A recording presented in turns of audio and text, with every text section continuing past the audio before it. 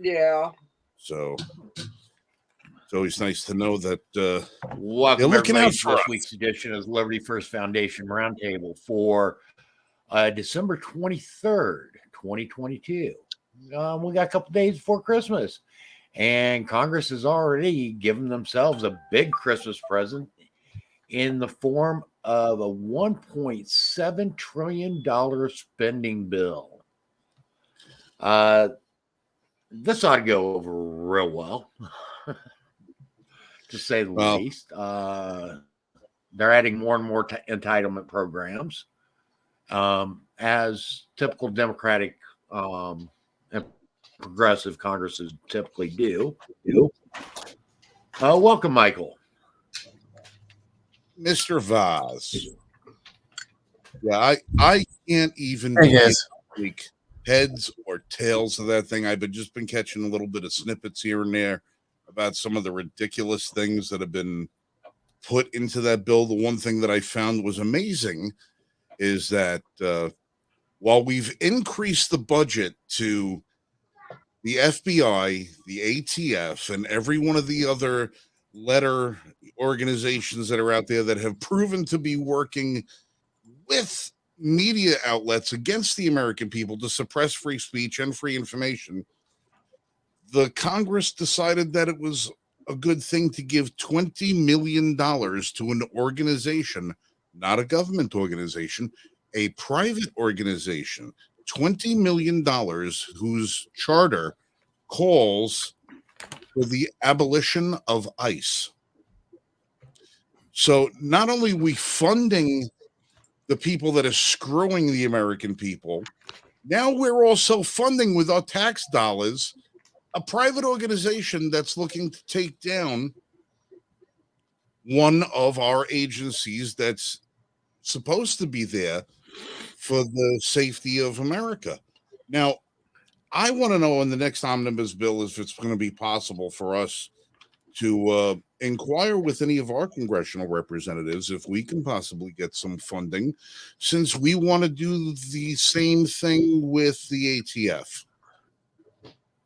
Well, because they just gave those guys an extra couple of $100 million. Highly unlikely, because there's an agenda that they want to achieve. No. But most of all, I know it's not related to that, but I'm still upset that we had $3.5 million spent by the FBI, which didn't go into the budget, that was paid to Twitter to be able to subvert our elections, to fortify our elections, as the term likes to go around. Right. Now that's $3.5 million that we're aware of. Yes, it's very likely more. We're also well under, advisement that the FBI is not just the FBI. The FBI is also part and parcel to 1,000 other groups and organizations that answer to the FBI. We have absolutely no idea how much money the FBI gave any of these other covert government agencies that are working on the behest of the FBI in basically a black label type of situation where they're not going to be answerable to the accountability that we expect from Congress or for the American people. So, how many of these, if anybody wanted to look up what I'm talking about, look up Air America. Well, yes. Look up Air America, owned and operated by the Central Intelligence Agency during the Vietnam War, and then further on after it, completely clandestine, black op type of thing. It's not in any budget report. It's not in anything where you could say, well, how much money did they spend? It was only because information leaked that we even became familiar with it. So how much money did the FBI actually spend to subvert the American voter? Well, yes, that's happening, and that's CIA. And of course, it's within its operational budget, it's under its classifications. Theoretically, we could find out about that because, at least unlike the Capitol Police, we can, as the public, see those records to some degree. But we know in the case of Twitter, this money wasn't put under any operation, or if there is an operation overall, what the hell is it? Because we haven't been told that there's an operation, so to speak, of fortifying America.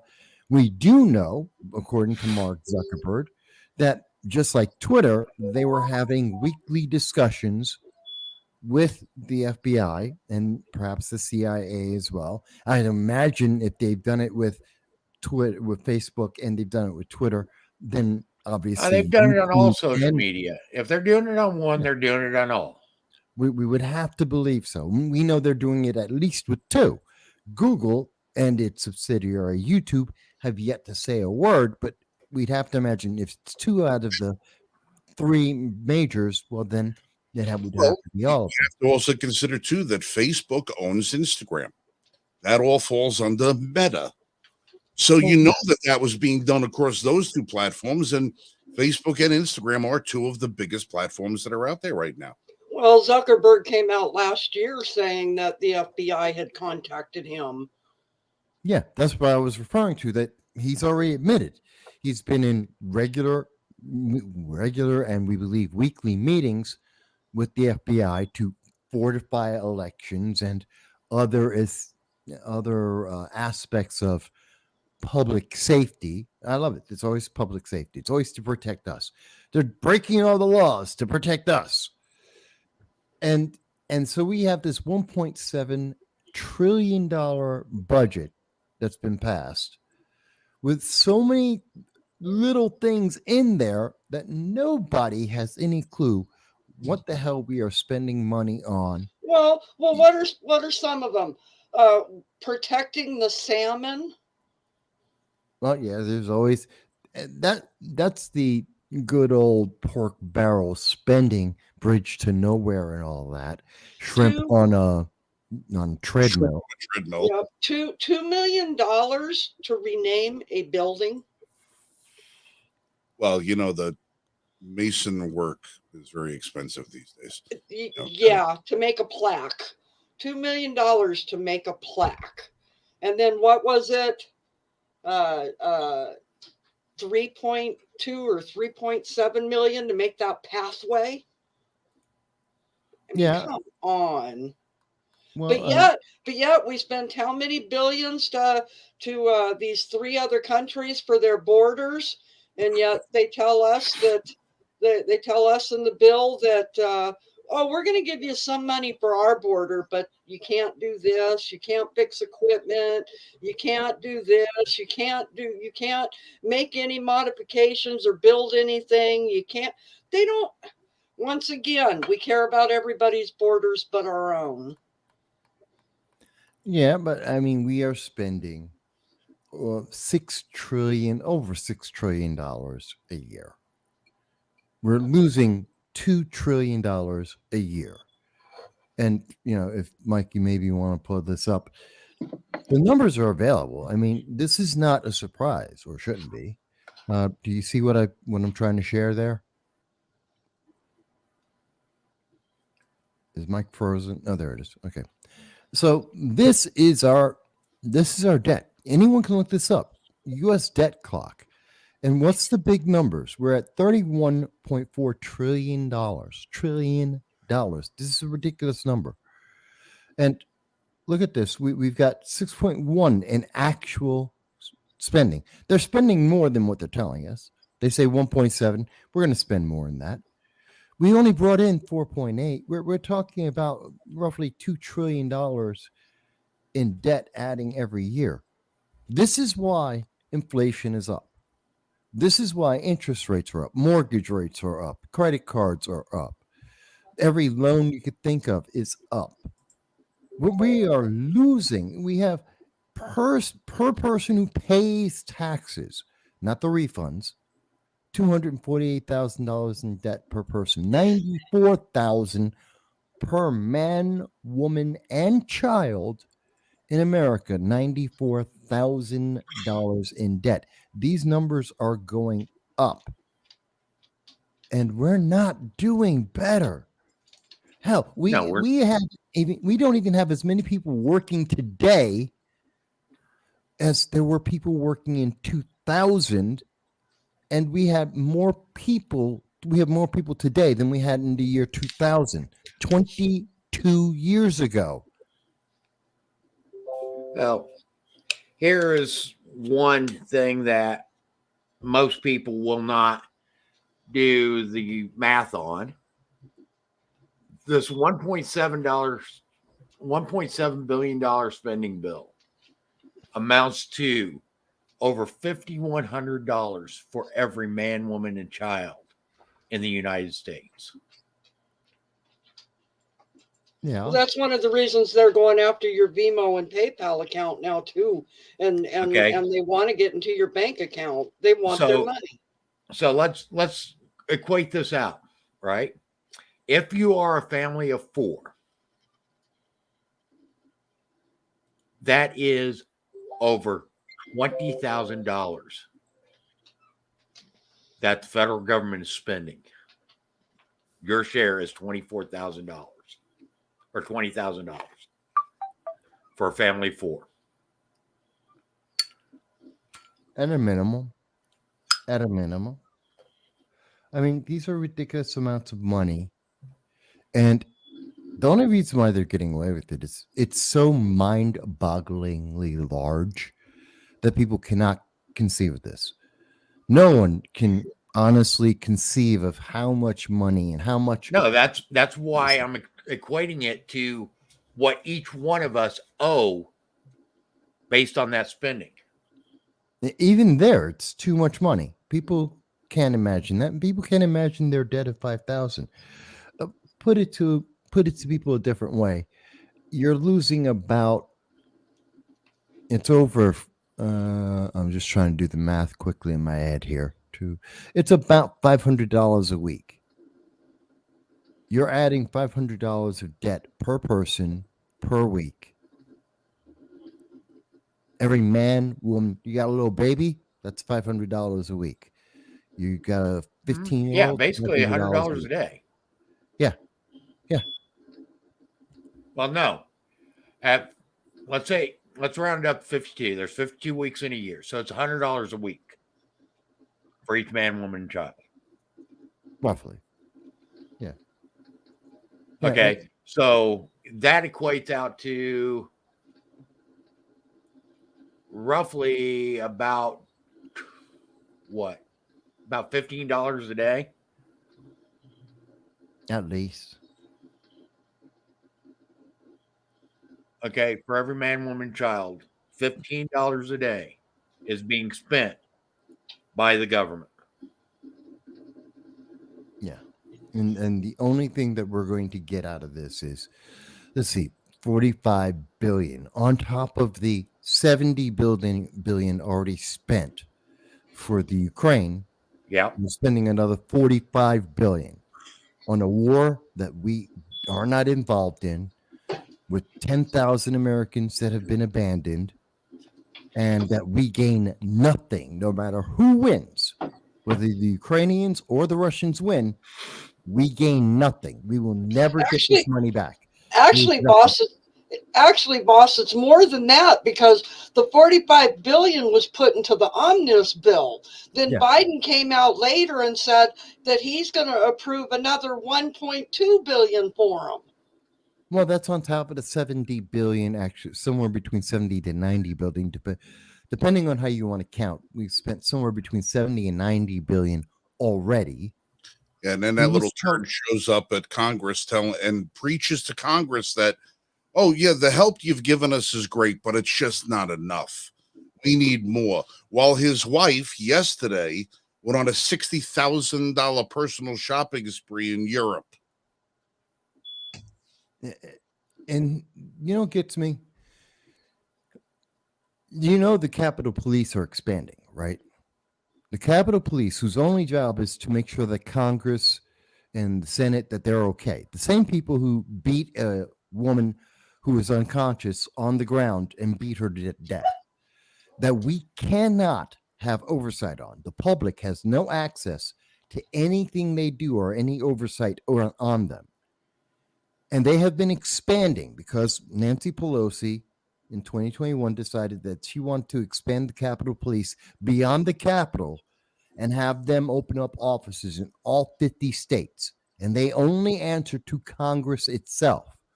Why do we need them to do this? No one knows. There's no answer for this. Well, that to me, that probably goes along with them putting in the $200,000 a year for private secure or for their cameras in their homes now. Oh no, that's another thing. But the Capitol Police are getting $750 million. We're paying them $750 million to expand into all 50 states to hire more people that will never answer to any governor, not to any mayor, not to any anyone at this local or state level. In fact, the only people they answer to is whoever is the Speaker of the House. We have no idea what they do. We have no idea what their plan is. We have no idea what they're spending money on. All we know is that they're going to expand into all 50 states to do something. No one knows what it is. Yeah, and we can't ask them, and they won't tell us. Yeah, I'll tell you what they're going to be doing. They're going to be going in and setting offices up in every single congressional office, every district, and every senator's office, wherever those senators meet. Because your senator, represents, you have two per state. They have more than one office in the state that they represent. And then what's going to happen is when you go in to go see your elected representative or make an appointment, because the average American can't go travel to Washington, D.C. to air their grievances, they go to their local congressional district office or their state representative's office, and they'll go air their grievances there. And then what'll happen is everybody will get charged with domestic terrorism, exactly the way they did with the parents who went to all of the Board of Ed meetings and put them all on terrorist watch lists. They're going to federalize the district offices for the state and Congress and say that now this office is federal property. So when you go there, you're not going to be subject to the local laws. You're going to be subject to the rules that they make up in Washington, D.C. That when you enter that premise, that's it. Everything that they decide to set as the rule, not the law, but the procedure, will therefore trickle down to every one of those offices. Like you can go into your county courthouse and you can bring a camera with you. You can video. You can talk to people. You can do everything. First Amendment auditors do this all the time. But try to walk down through the halls of Congress and get a video. Get your congressperson to sit down with you as you air your grievances and say, hey, listen, here's my camera. Do you mind if I set it up and record the interview so that, record our interaction? No, you won't be able to do that because Congress will not allow you to do that. So when you go to your state or local representative's office and you say, hey, I'd like to be able to do this, I'd like to do that. No, it's procedural. Your constitutional rights do not apply when you come here. When you come here. And then the federal police will then be used as the bodyguards for all of your congressional representatives. You have these people out there that are complaining that they have to spend $200,000 a year for personal armed security while they try to take away our arms. Say we need this because it's we're under threat. But all of that armed security has got to come out of the budget of that particular representative's office. Not if they federalize it. If they federalize it, it'll be federally funded. And then you're going to wind up seeing brown shirts with every single one of your representatives. And then God forbid you should ever want to go get a meeting to talk about what they're doing with your school, with your kids, with your job, with your environment, with your community. You won't be able to do it. This is how they shut the American people out, so that instead of we having representatives, we have leaders. There are leaders, and you will do what you're told. Well, that's here's some of the things that are in this bill. Okay. We've already talked about Ukraine. Mm-hmm. Okay. Disaster assistance is $38 billion in emergency funding. Overhaul electoral vote count law is in this bill. Funding for January 6th attack prosecutions, $11.3 billion to the FBI to investigate extremist violence and domestic terrorism. Funding are part of $39 billion that be used for the Justice Department. Retirement savings enhancements, banning TikTok from all federal devices, protections for pregnant workers, changes to Medicare, Medicaid, and other healthcare programs. Doesn't give an exact amount of that. Wait a minute, Mike. We have to we're banning TikTok from any federal location. Okay. Why is that costing any money? How does that cost money? Was that? Banning TikTok. How does that cost money? Creating they have the blocks on federal devices costs money.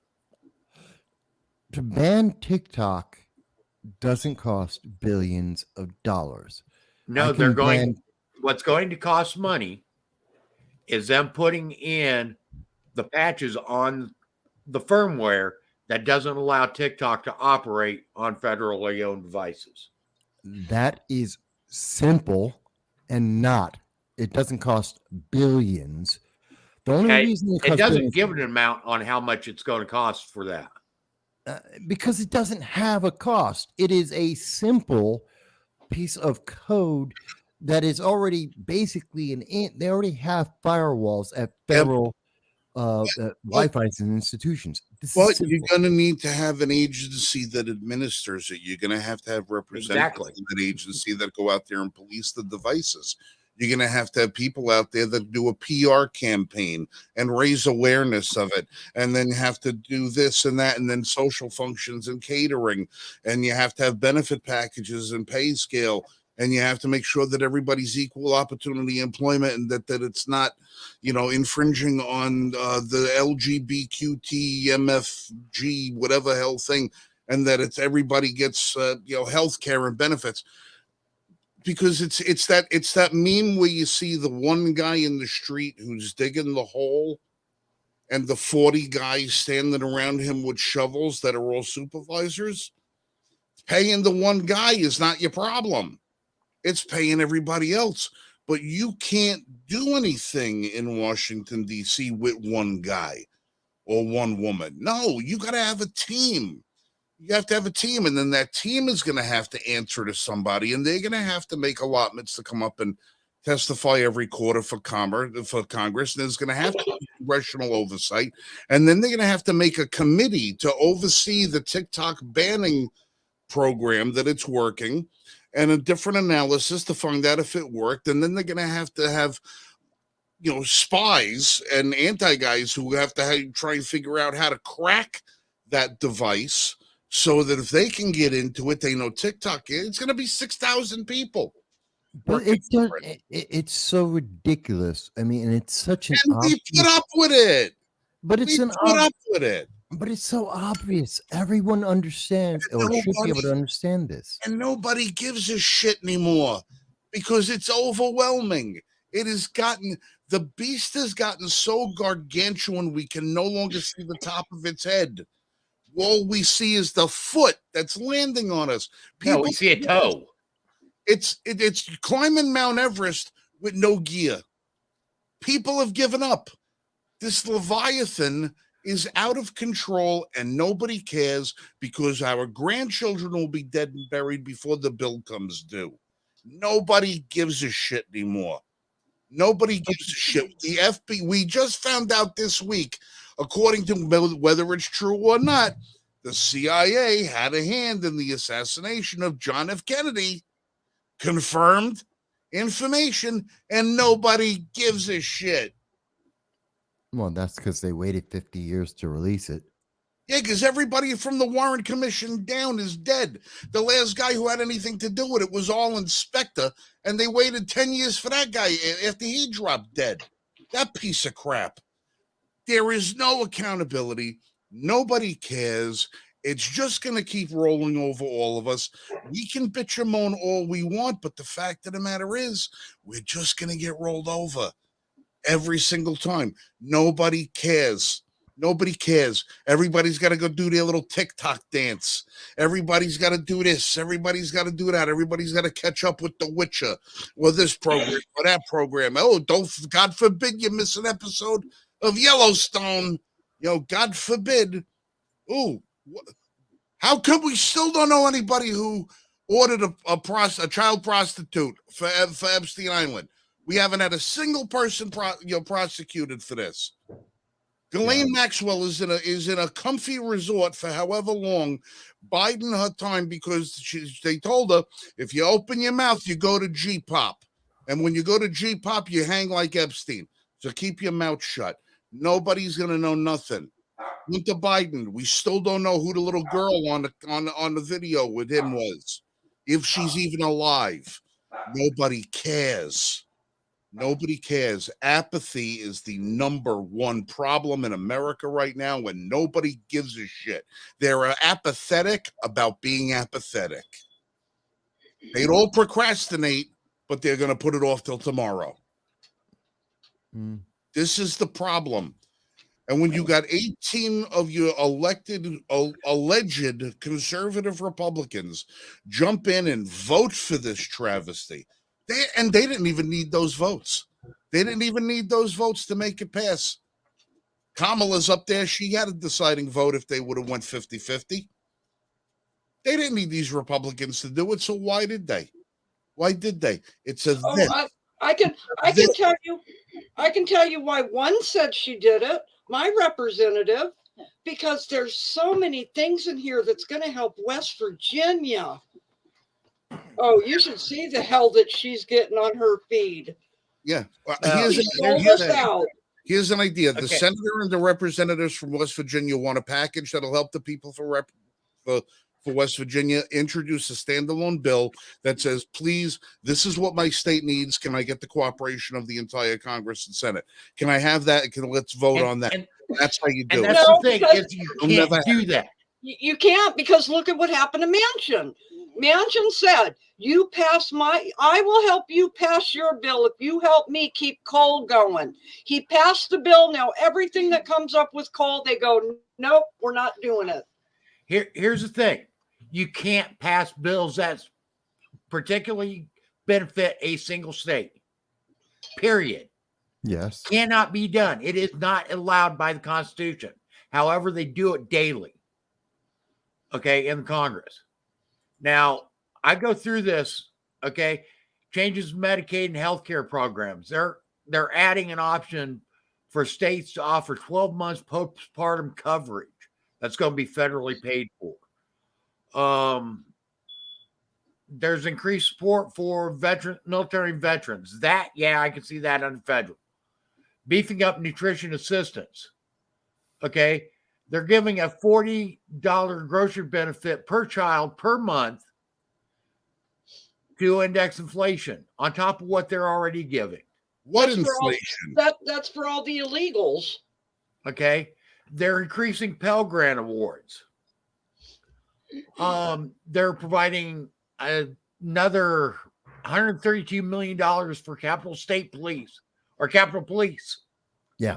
That would hire another 137 sworn officers and 123 support and civilian personnel. Mm-hmm.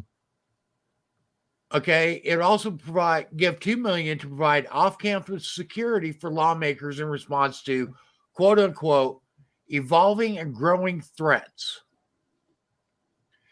There's a 30% increase in child care funding, bringing that up to $8 billion. They're providing more resources for children's mental health and substance abuse. They're investing in homelessness prevention and affordable housing. That's going to be $3.6 billion. Okay, and Also, if you look through this, what's in there, you can tell what their priorities are. They keep saying that they have a priority on the environment, but only 10.1 billion, less than 1% of this bill is being spent for the environment. We don't need care to. about the homeless. Less than 0.1% of this bill is being spent on homelessness. Well, what country is it this week that we're giving $40 billion to help them shut down their friggin' coal-fired plants? Okay, our priorities aren't with the American people. Okay, I mean, hell, 2.6 of this bill, 2.6% of this bill is going to Ukraine. There's my but problem. we've got to have that black wax museum in where is it, New York or something, and we've got to have, what are some of the other ones that they've got in there? The LGBTQ plus QIA. They've got, I think, 2 different ones for them in there. I mean, give me a break. I mean, almost. Let's see, 2 billion. This isn't for America. This is fortifying almost America. 1% of this omnibus spending bill is for January 6th prosecutions. Yeah, that's ridiculous. Almost 1% of this. Yeah, and I expect that number. Today it's January 6th. By the next election, they'll be fortifying some other slogan to silence Americans, to oppress people from expressing themselves during an election. We started a process where the government can now demonize anyone that objects, and we are paying for it. And that is a process we've started. We went way overboard and decided that's what we're going to do with J6 and everything beyond. Is okay, if anyone is speaking up, if anyone is objecting, if anyone is protesting, then you're a domestic terrorist, according to Joe Biden during his Reichstag speech in Philadelphia. And so the federal government is going to spend money to terrorize you into silence. That is a form of more of this autocratic money is control. going towards our military. Okay, and I'm not talking veterans programs. I'm not even talking about pay for our troops. Most of this bill goes for military spending, okay, i.e. building new weapons, to Ukraine to help them fight a war that we shouldn't even be involved with, and to law enforcement actions. Very little of this bill actually goes to help the American people. Well, and I saw a report today that they came out and told a bunch of them in the National Guard, oh, your paycheck's going to be late.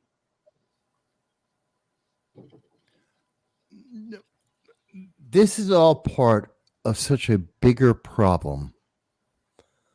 The core of it is because people aren't involved. The public is not involved in what is happening. That's the biggest problem. It's the same problem for our elections. It's a problem why we're becoming more and more socialist and progressive. It's public are not involved, and that allows, when the public is not involved and we have no media that is doing oversight, then we wind up seeing more and more corruption.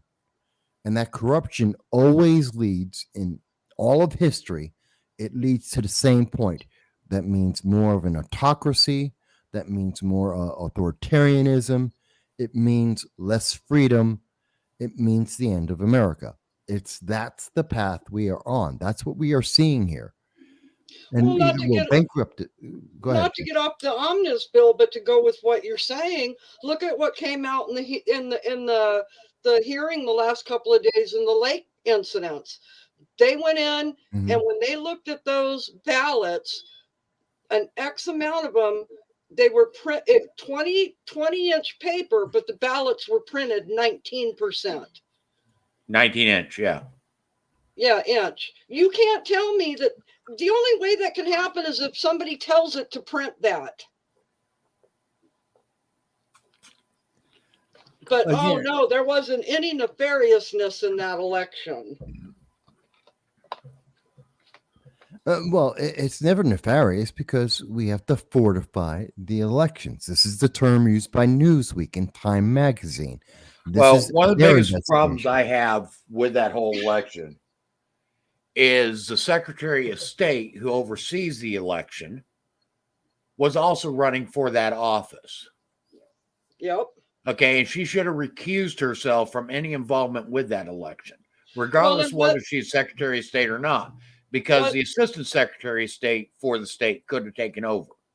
Should Well, and have. what people forget too is a week before the election, one of their local news, I think it was a Fox station, had a little graphic that popped up that Hobbs won the election. There's so many problems with what we're seeing, And and it's it's because people don't think they have any power over this anymore, and it's why we have so much apathy is being fed throughout the country, and the more people feel like they don't have a choice, the worse we are seeing this become. Well, cancel culture had a lot to do with that, unfortunately. You speak up, you're canceled. Yeah. Well, here's the thing on cancel culture is it's been working. Both sides of the fence have been working cancel culture, and you try to say that, but it is because Facebook, its little deal of starting to silence conservative voices.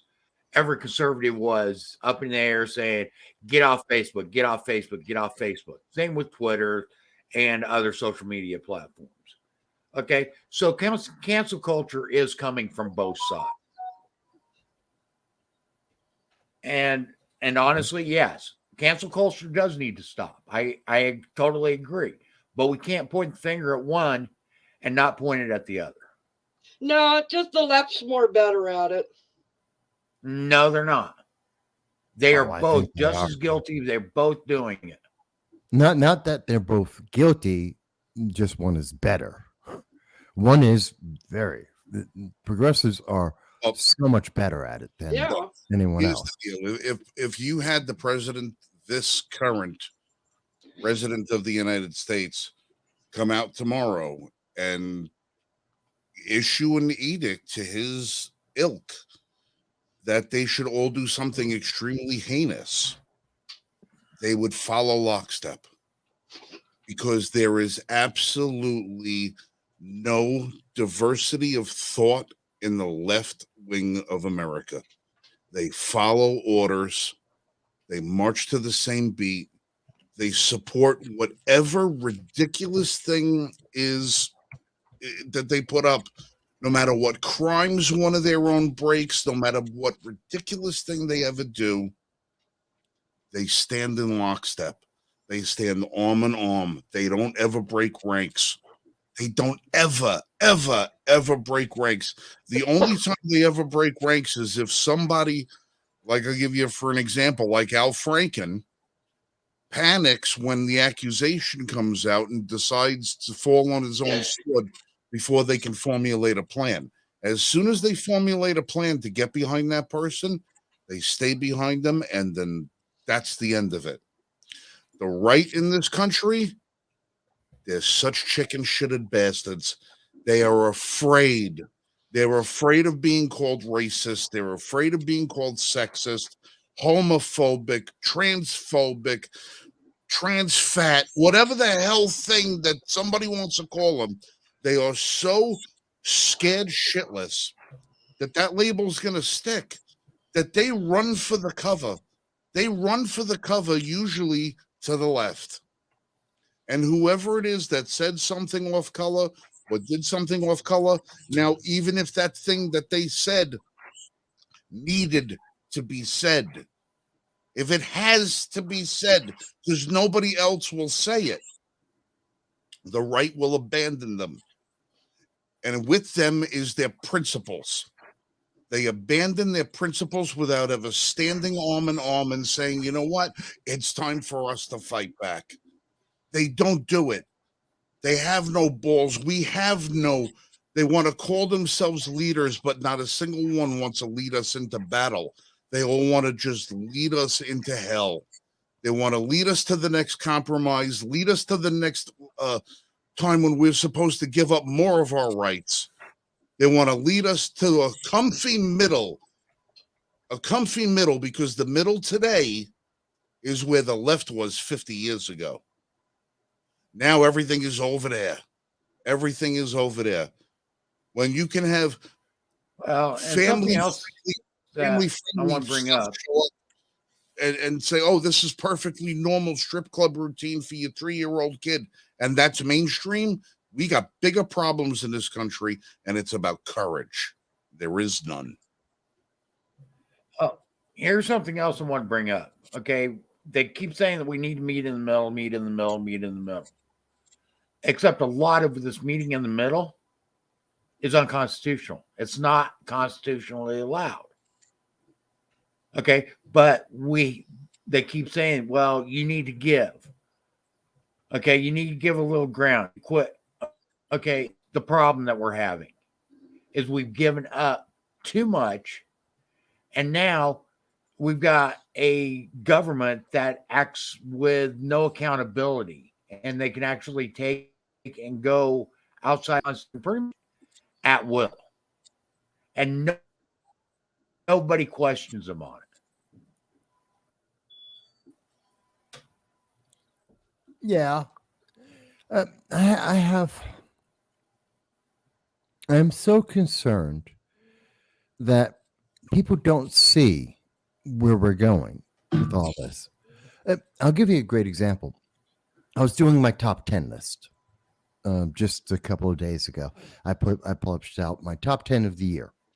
And so in doing that, I was looking through what were the top 10 searches in America? What were the issues that everyone was interested in? And it's interesting because you know what you won't find on that list? Inflation, food crisis. No, those weren't top 10 searches. People were more worried about monkeypox. People were searching for monkeypox. They were searching for Powerball more than they were trying to figure out what's going on with inflation. Does that make sense to anyone? Does that seem realistic to anyone? Kanye West wasn't on the list. Abortion was illegal immigration, not on the list of things that people were trying to look about. And I find this amazing, and this is just a small smorgasbord, but that's not the conversations that I have seen on social media, that I've had in public with people. That's not a reflection of the reality of what's going on. But we're being told, and again, it's what are we being told? This is what's important. Well, you know what? You try to look up Carrie Lake for most of this year. She was on a blackout. Would that have been one of the issues? Arizona for itself, almost anything with Arizona and election was pretty much on a media blackout. There were certain topics. I got shut down 4 times this year by YouTube, and I have 32 news media blackouts from Facebook around the world for talking about North Korea, talking about the progressive politics of New York, talking about Arizona, talking about just about almost anything. There's so much that is being hidden from people. And it amazes me that people will look at this and go, well, we are so reliant on what we are being told rather than what we are seeing, what we are doing, and what we are talking about. And we go, well, Google said that people were more interested in Powerball than inflation. So I guess inflation is not that bad. Well, here's what's really telling. The number one search term in the United States for 2022 I thought it was Ukraine. Was Wordle. Oh, yeah, Wordle. That's right. And getting and just a quick shout out to Carrie Lake. Whatever happens with this trial is going to happen with this trial, and I have a feeling it's going to wind up being some benchmark information that's going to come out of this stuff. I don't think they're ever going to reverse the decision. No. It's not going to come out there good, but the court is going to come out and be forced to have to say, yes, there was a big problem here, and this is what it is. It's going to have to come out at some point or another. But as far as Carrie Lake is concerned, I've been watching politics a long, long time now. I'm not nearly as astute as Vass is with politics. I'm not as astute with Michael when it comes to constitutionality. But what I am is a study of human nature. And I watch people and I see how they interact. I see how they are. And I see how they think. And I usually do a pretty good job at gauging where somebody is. Carrie Lake is amazing. I have never, and I mean never, I have sat in some of the greatest comedy clubs, watched some of the greatest comedians of my day deal with hecklers and be able to shoot them down one right after another and stuff like that. And I think to myself, my God, Carrie Lake does that every day. Every time there's a press conference, tears everybody to shreds. And she does it with dignity. She does it with class. And she does it with finesse. She does it with the truth more than anything else. And I say to myself, in any other way, a free and fair election, you're going to tell me that this woman did not put that other one in the ground? No, you got to be kidding me. And then when you have somebody who is the complete package, and this woman is the complete package, when you have the leader of the RNC come out and say she was a weak candidate,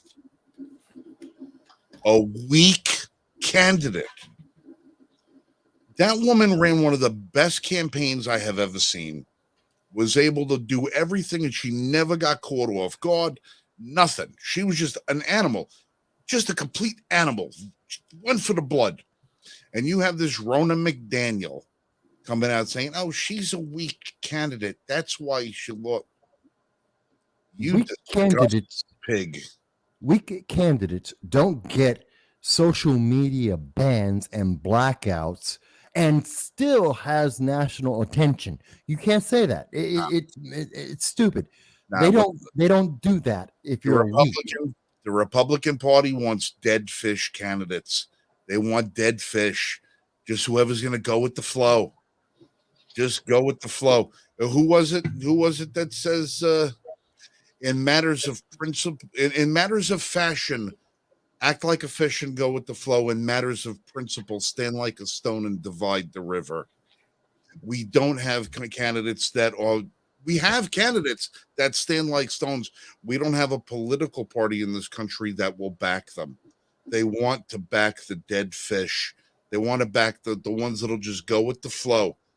And believe me, if the RNC had their way, they'd be happy to get a 50-50 split. They'd be happy to get a 50-50 split in the Senate if it was 50 Democrats and we had 50 John Fettermans. Oh, God. That's what they would be happy with.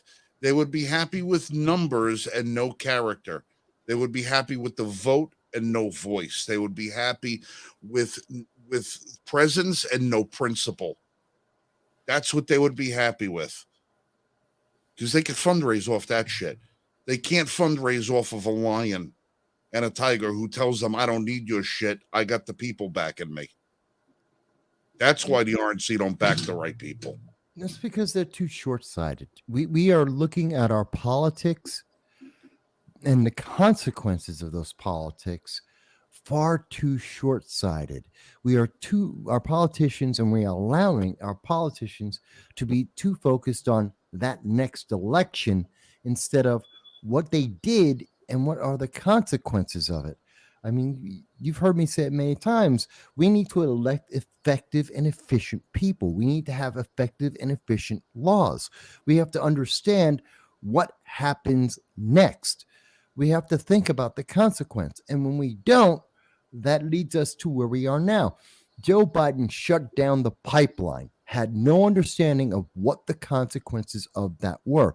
He did that at the same time he killed our leases and the permits to not just to get to search for oil, but if you actually found it, to get that oil from the ground to anywhere else to be processed.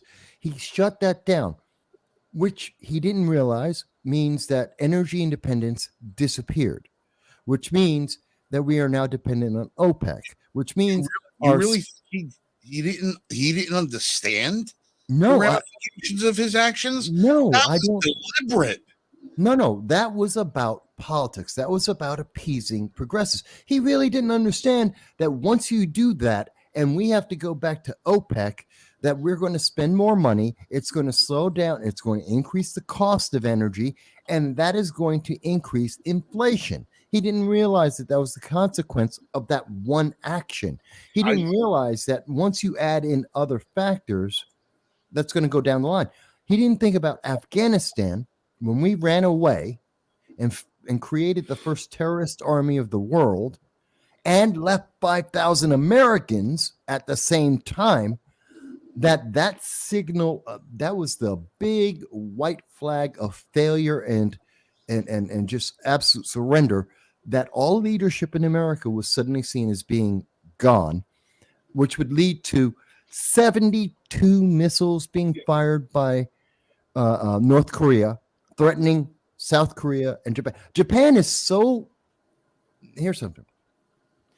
In 1960, we passed the U.S. treaty with Japan, which guaranteed that Japan didn't need an army because the United States would always provide an army for them to protect Southeast Asia and to protect Japan. So they never built an actual offensive military. They have one of the smallest armies in the world. Japan just announced that they are building up. They're going to spend $320 billion to build a offensive military within 5 years, which means America has completely failed. They have no confidence whatsoever in America to protect them anymore. They do not believe that the American military will protect Japan and Southeast Asia anymore. That is the only thing that means. That means that is a complete failure. You only get there when you see Afghanistan, when you see Americans being abandoned in Ukraine like they were in Afghanistan. If we won't protect our own people, we're not protecting anyone else. North Korea saw that and said, they're not going to protect their people. They won't stop us threatening South Korea or Japan. China says they're not going to stop us from going into Taiwan. And Japan has to say, there's no one to protect us anymore. They won't take care of their own people. They're not stopping anyone. They're not even threatening anyone else. So therefore, we got to do it for ourselves. He has created, because of his lack of understanding consequences, he has created a chain that has brought us to the brink of war not seen since 1953, a Cold War not seen since the 1950s, 1960s. We are closer to 3 world regional wars than we have ever been in my lifetime of 54 years. But this is exactly why they put him in office, though. Yeah, I don't know if you give him enough credit or not enough or too much. I everything this man does is deliberate. I don't think it's a matter of him being feckless or ineffective or naive. The guy, how old is he? 183, something like that. He's been around forever. He has seen the ramifications of every single policy that has come through Washington, D.C. over the last 45 years. You don't have to stick your hand in the fire more than once to know it's hot. When you see something happen, you see a cause and effect. He can't be that naive. He eats ice cream, he gets a brain freeze. He understands that connection. Eat the ice cream, I get the brain freeze. He understands it. Everything that he did, he said from day one, I'm going to undo everything Donald Trump did. Undo. because I believe completely that the guy, well, number one, he's a Slytherin lion piece of crap that will conform to whatever policy he thinks is right. And all you have to do is look at his stance on gay marriage and how that's evolved over the last 12 years to know where the guy stands. The guy doesn't have a core that he shows the people. The guy has a core, and he's a tried and true leftist commie who's out to destroy the country at whatever whim that he has, just so his family can get enriched. I don't believe this guy is nearly as stupid as you think he is. Now, remember when he debated Paul Ryan? Everybody thought that Paul Ryan, one of the quote unquote smartest guys in Washington, D.C., everybody thought that Paul Ryan, he was going to wipe the floor with Joe Biden. I watched that debate. I watched it objectively. Joe Biden beat the crap out of him in that debate. He was able to rattle off policy. He was able to rattle off law. He was able to rattle off everything from the Supreme Court. He knows everything that the man needs to know to take apart your argument. And I think he's able to do a lot more damage while looking like Barney Fife, so he can't absorb the blame for it. So people go, oh, well, it's just crazy Uncle Joe. It's just crazy Uncle Joe. The guy's evil. 20 years ago, absolutely, I agree with that. Today, I don't think so. I think 20 years ago, you would be absolutely correct. Today, I don't think he understands enough of what he is doing. He's not cognitively there 100% of the time. And his people do not have a focus on consequences. They're trying to get to the next election. They're trying to maintain power and push a progressive agenda without because look at our youth today. They do not understand consequences whatsoever. I have conversation after conversation with people under the age of 30. They have no understanding of the consequences of the things that they are doing. So, and his team is filled with people who are 30 plus, roughly. They don't understand the consequences. They do understand progressivism is the answer. Socialism is the answer to them all for some reason, even though it's never worked. Because again, they're not looking at the consequences. They're looking at the immediate, oh, this will give us more power because people will be sold on this is good for you. We're doing something and it's free stuff. And that gives them power. And short term, they survive. But it ultimately erodes everything that created this nation and makes it better. And he isn't there enough to understand what is happening or what is the consequence. And I'm sorry, man. I gotta disagree with you. okay. I think the guy has got a lot more on the ball than what he is. You know what he's doing? He's doing the fucking Tim Conway, old man routine. Yeah, I remember Tim Conway. He's doing the old Tim Conway from the Carol Burnett show. To those people who don't know, Carol was a comedy show back in the 70s. He was Conway fantastic. is like one of the greatest comedians of all time. That Last man week, is gold. 2016, Heartbreak. But he did an act called the little old man. Mhm. And he was like, he couldn't talk right, he couldn't walk right, everything, he was stumbling, mumbling, and everything else like that. And he did it so convincingly that people actually wrote to the Carol Burnett show saying that they were worried about his mental acuity. The only way that Tim Conway could do that act the right way was because he was absolutely brilliant. Yeah. He was brilliant. He was able to do it. He could have won an Academy Award every week if that was in a movie theater. I think Joe's got that. Now, you talk about this team of people around him. Yeah. Let me tell you something. The jackass who got arrested for stealing luggage, he ain't nobody. Okay, the guy who's the army guy with the dress, he ain't nobody. All of these people, the Jean Pierre, whatever her name is, she's a nobody. There's nobody. All of these people that you think part of that youthful team of progressives that don't understand the consequences, all that they are, they're the cannon fodder. That's all they are. They're the dressing. They're the dressing. They're the look at this, the look at that, the look at this, the look at that. You don't see the same team that ran through Obama running the shit show behind the scenes. Believe me, you got all of the same people that have been running stuff for Clinton behind the scenes. The only problem is they're all doing it on teleconference. They don't have to go back and forth to the White House to make it look like they're part of the staff. It's an agenda. It's a group. It's an agenda-driven group. And they don't have to be in D.C. to fuck everything up the way they've been doing it. Okay, you think, oh, it's only this administration. That's all wallpaper. It's just dressing. It's, believe me when I tell you, it's dressing. You get the greatest magicians in the world. He's on stage. He's got his assistant. There's a flying tiger. Oh, that's all you see. You don't see the 200 people behind the curtain making the whole thing work. But it's the guy, but it's the magician who calls the shots.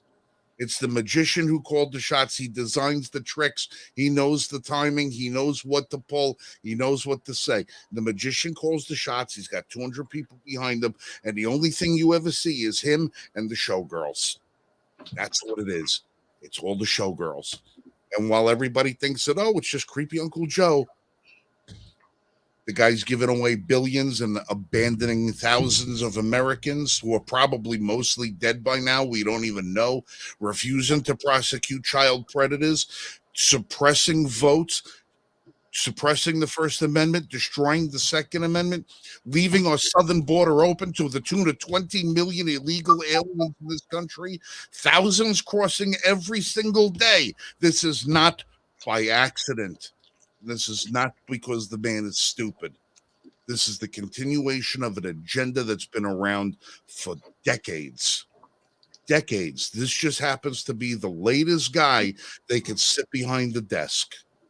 And he happens to be a part of it. He's been part of that agenda for 40 years. There are elements of that I completely agree with you on.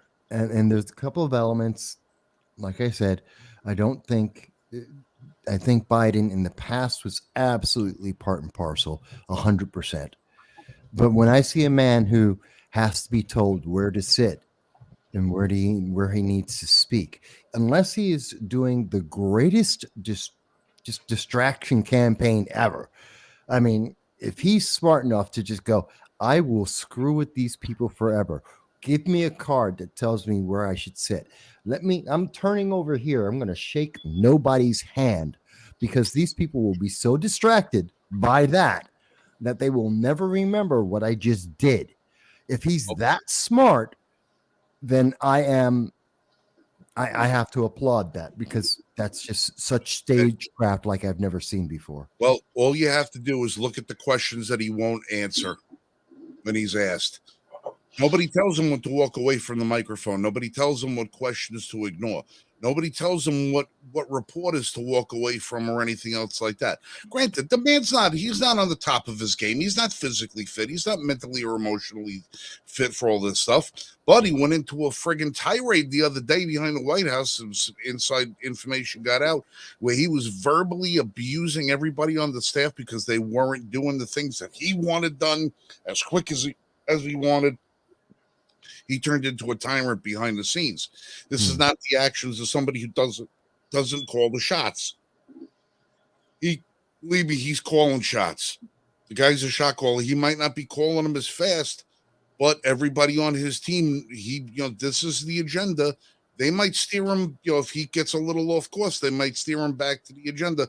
Joe, remember you had to talk about this. Oh, yeah, that's right. Now I remember. I remember about my dead uncle who got a Purple Heart that he never got, that I gave him when he was vice president, that I didn't give him. It's all of those little bullshit stories. Yeah. All of those bullshit little stories that make you kind of think. It's the Kafifi text. Yeah. That's what it is. That's what that is. The guy's got more going on than you think, and he's got his right people over there. He did. And I think it's just a big FU to the American people. Because there's nothing we can do about it. There's nothing we can do about it. Well, no, we need to be involved in the vote. Yeah, we got to vote and watch them get stolen.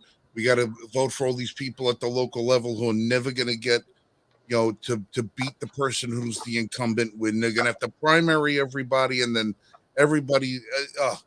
No, it's So you make it much sound- to do. There is so much to do. Like I said, it's a Yeah, Leviathan. but Frank, that's why we start with one thing. If we get people involved in the elections on who's going to be in the primaries, and starting with that process, being involved in who's going to be in the election, picking the right people, getting them through, and electing. If we get the number of people from 4 out of 10 voting to 8 out of 10 voting, if we had 8 out of 10 people voting for 2 years, any 2-year period, we would change this nation. But we've got to change. But we've got to change the voting, the way the voting is now. Though it's not going to work with the way that they've got everything right now. We need to get rid of mail-in voting. We need to get rid of. Unless you're specifically on disability, you're a service member overseas, you're in the hospital. Nobody else should be able to get an absentee ballot. We need voter ID laws. Yes, and I agree with you, Jan. But again, that stuff is effective when you have few people voting. If you have 8 out of 10 people voting, and I don't mean mail-in voting, but if you have 8 out of 10 people voting, those are small scale tactics that only work when you have small numbers. When you have 8 out of 10 people voting, it overwhelms things like the post office, a worker dropping off a bushel of votes into a ditch that's found a week after the election. Somebody trying to say, I found a USB flash card a month after an election and it has an extra 1,000 votes in it. These are things that have actually happened. We've actually seen that happen in 2020, 2022, that these things have happened. And that only works when you have elections that are so small that finding an extra 1,000 votes or dumping a mail pallet of ballots into a ditch actually changes the numbers. If you have 8 out of 10 people voting, you don't get that won't make the difference. That the numbers are too large at that point. That's not going to change anything. And to actually change it would be so extreme and so obvious that it would be considered fraudulent automatically. Like the last election. Because in 2016, the system got overwhelmed with people who actually went to the polls and voted because they were fed up and they were tired and they went for Trump. And then the following election, they put it in your because they were prepared to cheat for Hillary. She was supposed to win, but there was no way that this clown was going to win. There was no way he was going to win, so they didn't have to muster up the troops and get the job done. They didn't have to do it. So they got caught off guard. Trump won. Then 2018, they stole that election, and they learned, well, shit, we got to make sure that the team is up and fortify. Fortify, Frank. You mean fortify. That's the word that is social media safe and approved. Because here's the deal. You can steal 2018 because midterms never have the same turnout that the elections do. They never have the same turnout. So 2018 was a good way to do a practice run to do it on a large scale. The large scale comes out and they said, not only did we get away with it in 2018, but we're going to get away with it and we're going to put it in your face and there's nothing you can do about it. And they did that. And now they said, well, you said, well, we overran the election so much, they would have had a treat by so much. When you get counties that report 170% of the registered voters in a county show up and will vote for the same person, it doesn't matter how many people you got to come out and vote for your side. They change the numbers depending upon what they need. The polls go down at 2 a.m. and they put the numbers in that they want, and nobody goes back and checks because there's no more fucking paper ballots. Everything's a glitch. Everything is an oversight mistake. It's a drop. It's when you got the technology to do it, they don't care. They're going to keep on doing it. Yeah, and here's the thing: is I think every election, and I've said this before on here, I think every election should be audited automatically. Yes. Okay, every election should be audited automatically, and the report should be publicly filed for everybody to see. Okay, and then from those audits, we need to determine what the shortfalls are in our elections, and they need to be corrected. Okay, we've got 2 years after each election to correct any problems that we've had with previous elections. Okay, and why that's not being done, I don't know. But every election should be audited. Okay, number one, to determine the accuracy of that, and also to find any pitfalls that were inherent in that election. Okay, if people aren't being allowed to vote, we need to know about it. If there's an enormous a large amount of ballots that are being disqualified for one reason or another, we need to know about it. Okay, whatever's going on in our elections, we need to know about that. And the only way we're going to find out about that is by having audits after every election, regardless of whether results change or not. Whenever there's a discrepancy in our election, the people need to know about that. And we don't know about it because we don't have enough audits being ran. Well, Michael, can you answer a question for me? Because, like I said, I don't know. Like I said, this is part of my own ignorance. So I'm sorry. Either one of you, Jan, if you know, have we ever had an election at, I mean, maybe it's happened to a mayor, maybe it's happened to a city council or anything else like that. Have we ever had a situation where a governor or a congressman or a senator, I know it's not happened with the president, have we ever had a situation in this country where there's precedent for an election being overturned? I've never heard of an election actually being overturned. Yeah, I can't say that's ever happened. The closest we got was it the Eisenhower race? Was it Dewey versus Eisenhower? Well, that was a headline news thing. Yeah, and that was the closest, and that was electoral college versus popular vote, which is the closest that we've seen to an overturn per se, where there was a discrepancy somewhere in the system. I say that's like the closest. I've not heard of. No, I've never heard of someone being overturned. Because I'm curious as to what you guys think is going to happen in Arizona. I think they're going to prove that the election was rigged or falsified or whatever, or at least compromised beyond the point where the integrity can say that it was a valid election. They're going to say, no, this was not a valid election. The question I have is whether or not the court has the ability to enter a judgment that says we have to overturn that swearing in is null and void. Is it potentially plausible that it can happen? I'm not saying it will, but can it happen? Yes, and most likely it would happen at the Supreme Court level. But yes, it can happen. All right. Now that goes to my next question. When it comes to the Supreme Court, what is the effective mechanism that the Supreme Court has to enforce their own judgments? Can't. Because we've got New York and New Jersey and Pennsylvania, California, even after the Bruin decision has come down, spitting in the Supreme Court's face and then reissuing, these new pieces of legislation that they want for law. Can't. There is none. So the Supreme Court in these our beloved United States, the people who are the torch bearers of the law of the land are completely useless. Well, no.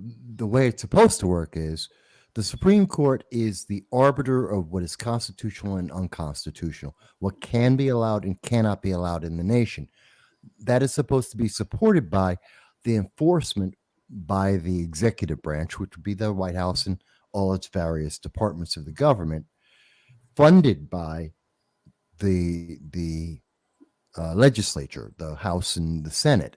So theoretically, if someone's not paying attention to, like New York State is trying to circumvent the Supreme Court, well, either the executive branch is supposed to come down on New York and punish them for that, or the legislature is supposed to take away funding from New York and punish them. And this is supposed to be the corrective action. The problem is we have the two branches that are supposed to be doing enforcement and funding. The two various sticks that could be used aren't being applied. All right. Because they don't agree.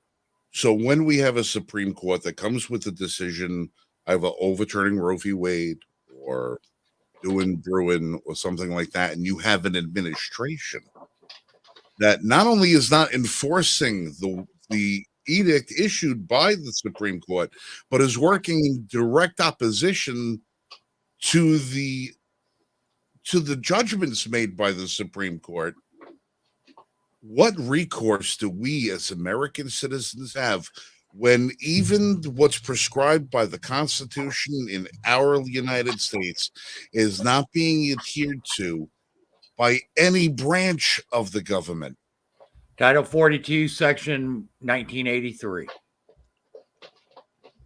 And please spell that out. That removes all qualified immunity. Okay, so if you file suit under Title 42, Section 1983 against any sitting official, okay, whether it's law enforcement, whether it's your sheriff, whether it's your governor, even your legislatures, they instantly lose their qualified immunity, okay, under that. Now, that doesn't mean your case will necessarily go through. You have to prove that, number one, that harm was perpetrated against you based upon their actions. Okay? And whether that amounts to property being taken, your inability to own certain property, et cetera, et cetera, et cetera. So you have to prove first that you actually incurred some harm before you can even have the suit go forth. And then once you've proven that, yes, you were the recipient of some harm, then your suit can actually move forward. That you have then proven that you have standing. Once you have proven that you have standing and you put your suit forward, then obviously, since you're filing the suit and everything, you're responsible for all legal trial and all legal costs associated with that filing. Okay, that means the cost of your lawyers, the cost, all your filing costs, et cetera, et cetera, et cetera. And the thing that we have to really understand is, as individuals, we do this. We're fighting against an entity that has unlimited funds. Right.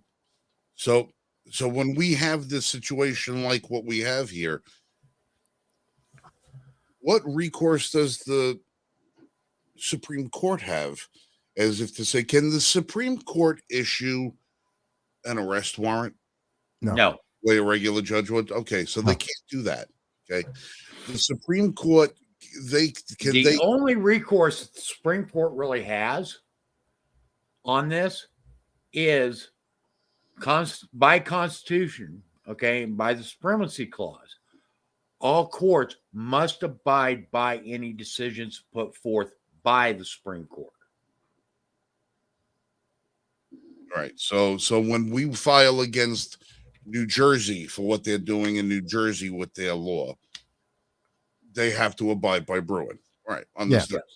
But what happens when Jersey says no? Okay, there's two things that I could see: short term and midterm. And what Mike's speaking about in terms of going to the courts, I look at that as more of a long term. Short term answer is that all of these answers fall back on the same ultimate core. The public must be involved because all the power ultimately comes from the support of the public. So the Supreme Court has made its decision. The state or a federal entity is rejecting the Supreme Court and the Constitution. The public have to stand up. They would have to, again, get involved in terms of voting and their voices, pressuring elected officials, forcing either the legislature to then take its actions through funding or forcing the executive branch through its enforcement power to enact and force that decision by the Supreme Court.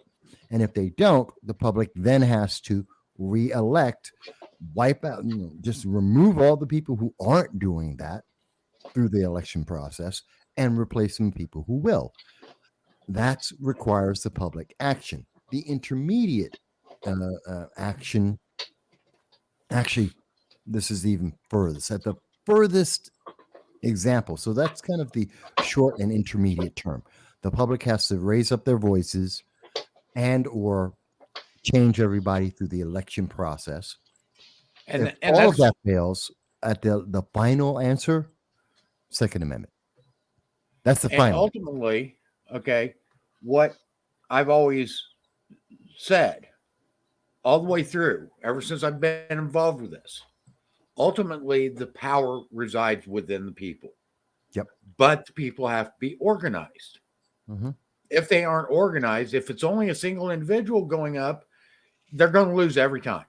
We cannot rely on the courts. I've said that over and over and over and over again, that we can never rely upon the courts, because courts, once they make their decision, they only have authority over the case that they are currently residing over. Once that case is over, once the decision and opinion has been handed down, their authority ends. Mm-hmm. Okay. So if a state decides that it doesn't want to abide by the opinion set forth in a certain case, the state doesn't have to. Okay. Because court actually has no authority beyond that case. The only ones really with any authority is the people. And then we issue that authority to various entities of government, whether it's at a local level or a state level or a federal level. Yeah. Okay. We give authority to those individuals. And we have been granting the power for these government agencies, whatever agency you want to talk about, we've been granting them authority to act outside of their charters per se, okay, which charter for the United States is the United States Constitution. The charter for the state is the state constitution. The charter for your county is your county charter. And then you have municipal charters, et cetera, et cetera, et cetera. Okay, we have been granting authority for all levels to act outside of what their charter states they're allowed to do. And one of the biggest ways that we are allowing this is because we don't say, hey, you do not have the authority to do this.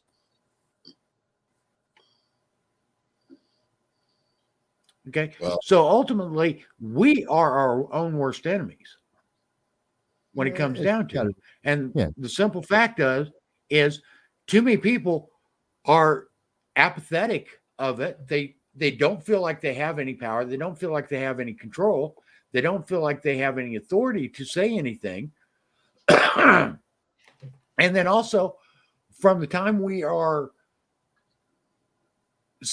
just fresh out of the womb, we are taught to obey authority. Okay. You start off with obey your father and mother. Okay. And then obey your teacher. Don't go against your teacher. Obey. Okay. I mean, it goes on and on. Obey law enforcement. Obey the law. Okay. We are never taught we need to challenge authority. Okay. And in that challenging, it doesn't necessarily mean that we go against authority. We challenge authority to prove that they actually have authority in the manner in which they are acting. Well, That's what it means to ultimately challenge authority. That we do get taught that. If you're taught to critically think, that is to challenge, because authority is just a blanket do obey, go do this. Critical thinking is, why am I doing it and why should I obey? But I think at the end of it all, Frank, and Jen, I'd love to hear your thought on it, because maybe you have an insight that we're missing. But I think ultimately it comes down to, we must have the public involved. They're only able to do these things. The only reason why any state would tell the Supreme Court, and if they can do it to the Supreme Court, they can do it to Congress, they can do it to the executive branch. Any one branch can be ignored, even two possibly, if actually all three of them can be ignored. Yeah, if the public isn't the people reacting, are organized to do so. Yeah, if the public isn't acting on this, because we are ultimately always the core of the government until we give it away. So if we don't react, they will keep doing and keep pushing the line until they get to that moment when people go, okay, now they're fed up. And that's the new line. That's the new establishment of, okay, can't step over this. And then they spend whatever time it takes to get past that. But that's the problem. No one's reacting. Well, that's it. Exactly. I think part of the reason, or if there are reactions, it's in small, very splintered groups. Well, that's essentially the same thing. But Jen, what were you going to say? I think that this is all part of design, though, because they've got it. Everything, it doesn't matter what political party is in charge at this point, but if you've noticed over the last 20 years, and it's worse today than 20 years ago, but it's, look at this. We want you to look at this.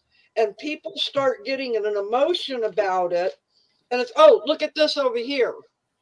You start getting emotion about, oh, look at this over here. They don't want you to focus. So therefore, because you're not focusing, people have become more complacent. The quickest way to create action is through emotion. You never create action through logic. Okay. And one of the biggest drivers on emotion is pain. Pain is an emotion. Okay. Until people feel enough pain, they don't take action. Okay. That's why, and I don't care which party you look at. Each party uses fear, which is an emotion, to get what they want. Yeah. Okay. The only way to get action done is through emotion. The only way to have any change done is through emotion. You'll never get it done through logic. Never. I don't know if never would be the word I would use there. Show me one instance where logic has won the day over emotion. I don't think they're separate. You can be angered because logic has dictated that you've been offended so much. You can understand the offense to the degree that it creates the emotion that helps you get the impetus, but logic by itself is not the thing. Well, but I think it works in conjunction with other things. You can have anger without logic. You can have unthinking rage. Anger without logic is rage. And anger with logic is anger.